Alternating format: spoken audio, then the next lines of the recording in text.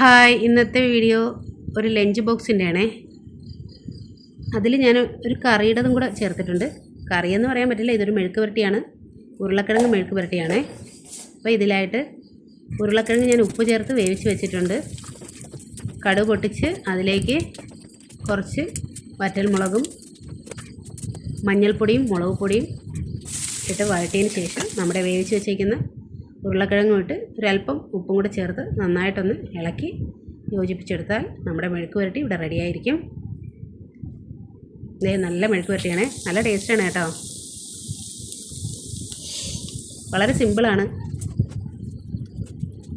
ചോറ് റെഡിയായിട്ടുണ്ട്. അപ്പോൾ ഞാൻ ചോറ് എടുക്കുന്നുണ്ട്.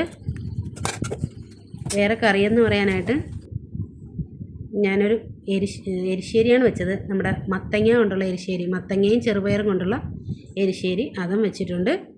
നമ്മുടെ മെഴുക്ക് പുരട്ടിയും വെച്ചു. പിന്നെ നമ്മുടെ അച്ചാർ, മാങ്ങാച്ചാറാണേ. മാങ്ങാച്ചാറിൻ്റെ വീഡിയോ ഞാൻ എൻ്റെ ചാനലിൽ ഇട്ടിട്ടുണ്ട്. കാണാത്തവരൊന്ന് പോയി കാണണം കേട്ടോ.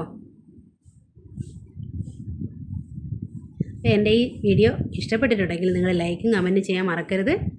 ആദ്യമായിട്ട് കാണുന്നവർ ഒന്ന് സബ്സ്ക്രൈബ് ചെയ്ത് സപ്പോർട്ട് ചെയ്യണം.